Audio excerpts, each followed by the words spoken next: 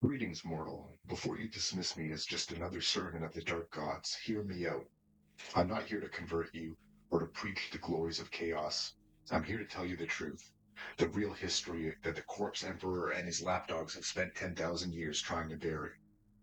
Today we speak of the first, the Dark Angels, the so-called Unforgiven, and their gene father, Lionel Jonson, the Emperor's exterminator, the Lord of the First Legion, and perhaps the greatest hypocrite among all the Primarchs. You see, the Imperium will tell you tales of honor, of nobility, and of unwavering loyalty. But I was there during the heresy. I've seen what the loyal legions did in the Emperor's name. And the Dark Angels? Oh, they have secrets that would make even Conrad Kurz smile in his grave. So sit back and let me tell you the truth about the Lion, not the sanitized version your ecclesiarchy priests whisper about, but the real truth.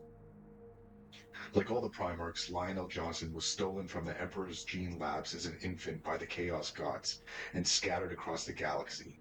Ironic, isn't it? The very powers your Imperium claims to fight against are responsible for creating the heroes you worship. But I digress.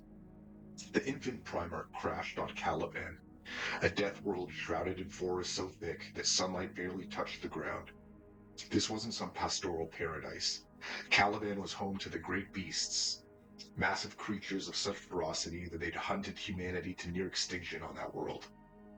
Most infants would have died in minutes, but this was a Primarch. The Lion, and yes, that's what the forest named him, long before he ever took the name L. Jonson, survived alone in those nightmare woods for a decade. 10 years. No parents, no tribe, no teachers, just a child against the entire world of monsters. And he won. He learned to hunt, to fight, to survive, without a single word of human language, without a moment of human kindness. Think about that for a moment. What does it do to a being, even one as magnificent as a Primarch, to spend their formative years completely alone, to learn that survival means trusting nothing and no one, to understand the world only through the lens of predator and prey? When the Knights of Caliban finally found him, he was more beast than man, covered in the pelts of creatures he'd killed, speaking no language, understanding only violence. It was Luther, a knight of great renown, who brought the Lion into human society. Luther taught him to speak, to read, to understand what it meant to be human. And in many ways, Luther was more a father to the Lion than the Emperor ever was. Together, Luther and the Lion became legends on Caliban.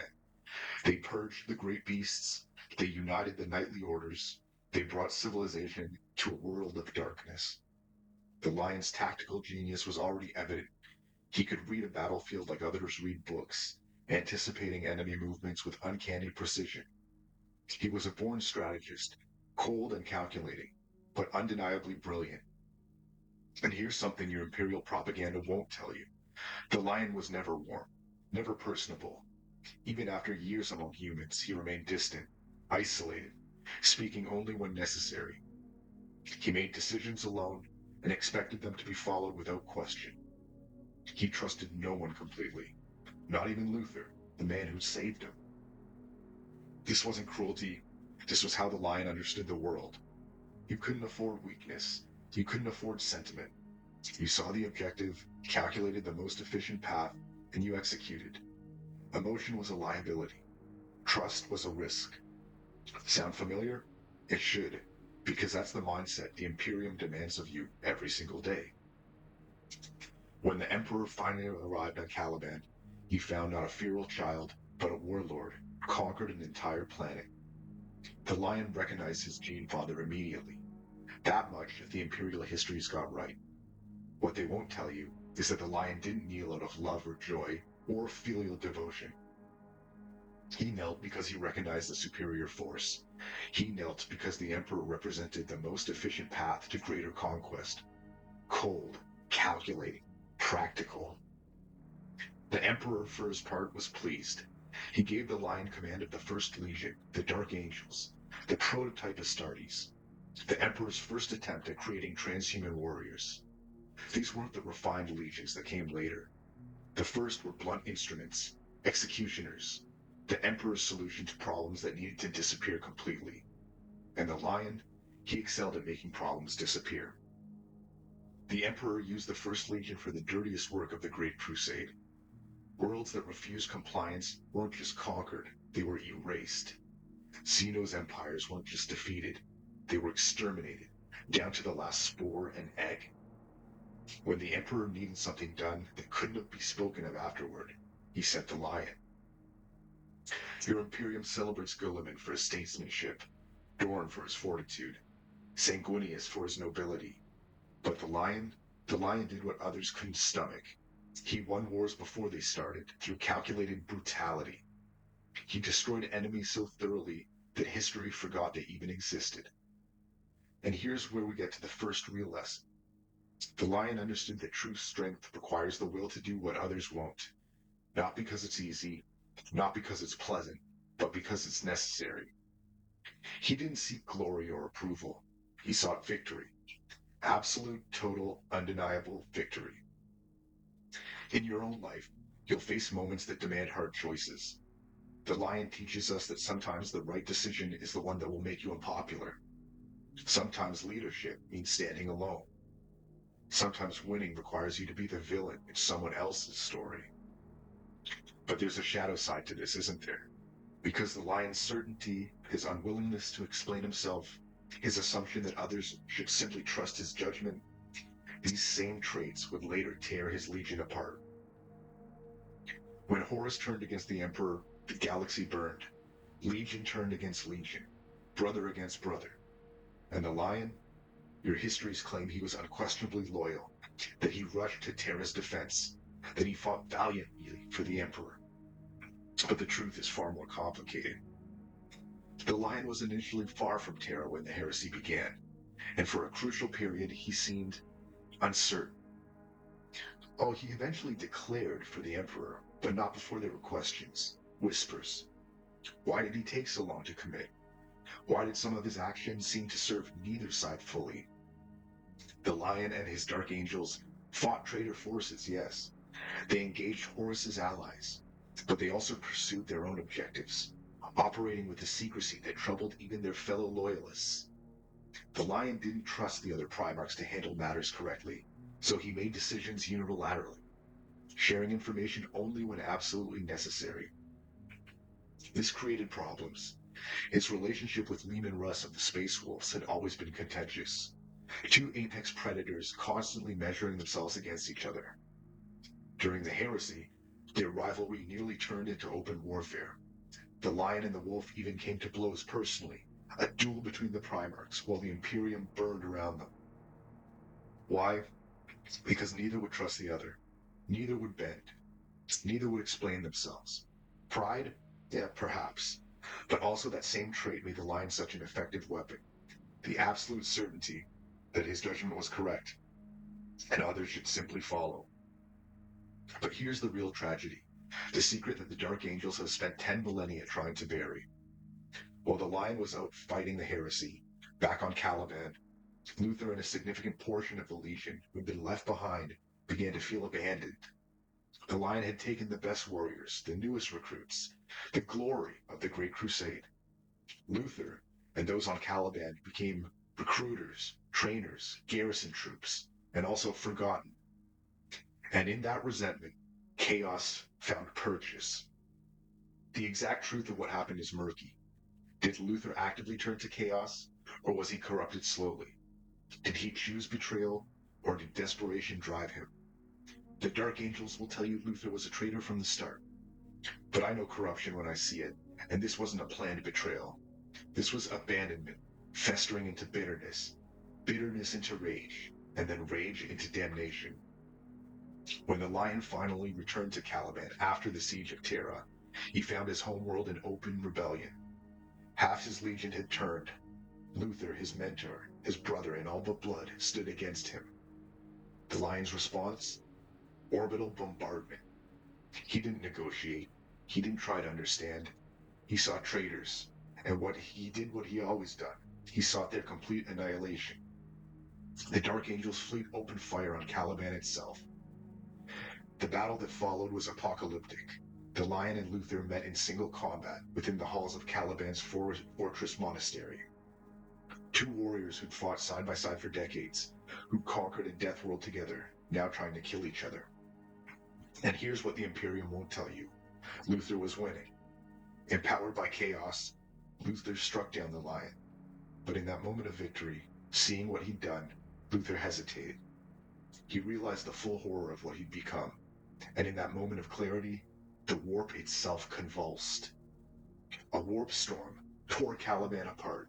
The planet shattered. Luther and the traitor Dark Angels were sent scattered across space and time, becoming what would later be known as the Fallen. And the lion? Well, the lion disappeared. The Dark Angels would tell you he died, that he was lost. But the truth, and this is the delicious irony, is that the lion survived. He was taken into the deepest recesses of what remained of Caliban, now called the Rock, and placed in a healing coma by the Watchers in the dark, mysterious beings who'd always lived in Caliban's forests. For 10,000 years, the lion slept, healing, while his chapter tore the galaxy apart looking for the Fallen. So what became of the First Legion? What did they do with this terrible secret, that half their number had turned traitor, that their Primarch had failed to see the corruption in his own ranks, and that their homeworld was destroyed because of internal division? They buried it. Completely, absolutely, obsessively. The Dark Angels reorganized into what they claimed was the standard, codex-compliant chapter, but with secret inner circles of knowledge. The average Dark Angel battle brother knows nothing of the Fallen. He believes the chapter is simply paranoid about honor and purity. Only as he proves himself, as he advances through the ranks, does he learn fragments of the truth. The Deathwing, Terminators clad in bone-white armor, know a bit more. They hunt the Fallen actively. The Ravenwing, fast attack specialists in black, track rumors and leads. And the Inner Circle, the highest ranking members, they know the full horrible truth. This is their eternal shame, their unforgiven sin. Half their legion fell to chaos, and they've spent 10,000 years trying to capture every single Fallen, to make them repent or to kill them, to erase any evidence that the First Legion was anything less than perfectly loyal. They will abandon Imperial worlds mid-battle if there's a rumor of a Fallen nearby. They will let loyal Space Marines die if it means keeping their secret. They will sacrifice anything, honor, duty, innocent lives, to maintain the lie of their perfect loyalty. And here's the sick irony. In trying to prove they're not traitors, they constantly act like traitors. They lie to each other, to the Imperial forces, they obstruct investigations, they've killed loyal servants of the Imperium who learn too much. The Dark Angels are a chapter consumed by shame, driven by desperate need to prove something that can never be proven, that they are worthy of being called the First. But let me tell you what I see when I look at the Dark Angels. I see warriors who understand that the past haunts us all. I see brothers who know that their legacy is both a blessing and a curse. I see what happens when pride and shame become so intertwined that you can't separate one from the other. And now, after 10,000 years, the lion has awakened. He emerged from stasis into an Imperium that is barely recognizable. The Emperor is a corpse on a throne. The Imperium spans 1,000,000 worlds, but is rotting from within. Chaos is ascendant, and his brother Robut Gilliman is somehow back, playing politician and administrator. The lion looked at this nightmare and did what he does best. He went to war. He claimed the Emperor's shield and the sword fealty, weapons befitting a Primarch. And when Angron, the demon Primarch of the World Eaters, attacked Imperial worlds, the lion met him in battle. Think about that. Angron had spent 10,000 years in the Warped, transformed into a literal demon prince of Khorne, empowered by the god of blood itself. He was Rage incarnate, a being of pure violence, and the lion fought him to a standstill. Not through rage, not through passion, through cold, calculated precision. The lion fought like a chess master, every movement deliberate, every strike measured. While Angron howled and raged, the lion dissected him methodically. This is the lion's true power, not his strength, even though he's monstrously strong, not even his speed, even though he's blindingly fast. His power is his mind. He sees the battlefield completely, understands the geometries of violence in ways that border on precognition. Where Gilliman rebuilds through administration and logistics, the Lion conquers through warfare. Where Gilliman makes compromises and forms alliances, the Lion identifies enemies and eliminates them. Some say this makes him a relic, a warrior from a more brutal age. But I ask you, look at the galaxy now. Look at the threats facing humanity. Are those threats going to be defeated with bureaucracy, with diplomacy? Or do they need the Lion, the Emperor's executioner, the master of warfare, the Primarch who understands that sometimes the only solution is total, overwhelming, merciless victory? So what can you, a mere mortal struggling in this nightmare galaxy, learn from Lionel Jonson? First, trust your judgment, but know its limits. The Lion's greatest strength was his analytical mind, his ability to see clearly and decide decisively. But his greatest weakness was assuming others should simply accept his judgment without any explanations. Be confident in your decisions, but remember that bringing others along requires communication. Certainty without arrogance is wisdom. Certainty with arrogance is isolation. Second, do what needs to be done, not what's comfortable. The Lion never shied from hard choices. He understood that leadership often means making decisions others won't. In your life, you'll face moments where the right choice is an unpopular one. The Lion teaches us to have the spine to stand alone when necessary. But this is crucial. Make sure you're fighting alone for the right reasons, not just because you refuse to trust anyone. Third, the past shapes us, but it doesn't define us. The Dark Angels have been crippled by their shame, spending 10 millennia chasing redemption that might be impossible to find. But the Lion himself, he woke up, assessed the situation, and moved forward. He didn't spend time lamenting what was lost. He focused on what could still be saved. So learn from your failures, and don't let them become your prison. Fourth, loyalty means different things to different people. The Imperium demands blind obedience and calls it loyalty. But the Lion shows us that true loyalty might mean doing what's necessary, even when it contradicts orders, even when it makes you unpopular, even when others question you. But here's the warning. The Lion's approach also destroyed Caliban. Sometimes explaining yourself, bringing others into confidence, is not weakness, it's wisdom. Fifth, excellence requires isolation, but isolation without purpose is just loneliness. The Lion spent his childhood alone, and it made him the perfect weapon. But it also made him unable to connect with others, unable to see corruption growing in his own legion.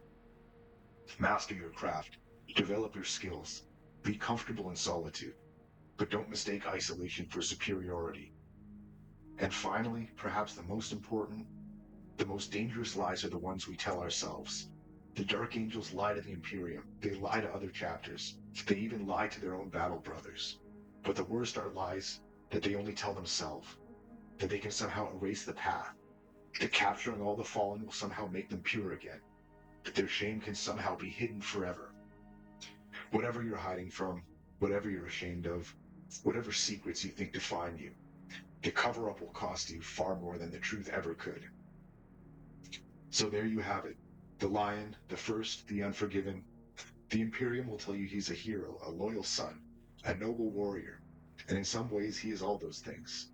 But he's also a weapon made flesh, a being who learned survival before he learned humanity, a leader whose certainty became inflexibility, a gene father who failed to see corruption in his own sons. He is the Emperor's hypocrisy made manifest, demanding absolute loyalty while showing none, requiring blind trust while giving none, expecting others to sacrifice everything while explaining nothing. And yet I cannot help but respect him, because unlike so many in the Imperium who wrap themselves in lies and call it righteousness, the Lion at least knows what he is. He doesn't pretend to be noble. He doesn't claim to be kind. He is a weapon pointed at the enemies of humanity, and he has never been anything else. In this dying galaxy, perhaps that clarity is all we can hope for. The Dark Angels continue their hunt. The fallen remain scattered across time and space, and the Lion walks the galaxy once more. The Emperor's executioner returned to a universe that desperately needs him. Will he save the Imperium? Will he reunite with Gilliman and lead humanity to some new, golden age, or will his secrets finally catch up with him? Will the fallen finally bring down the first? Well, only time will tell.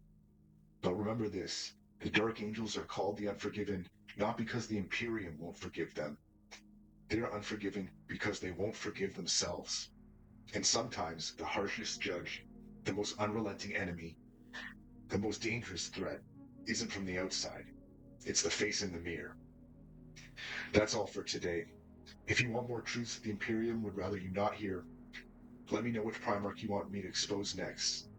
The galaxy is full of these lies, but I'm just here to burn them away.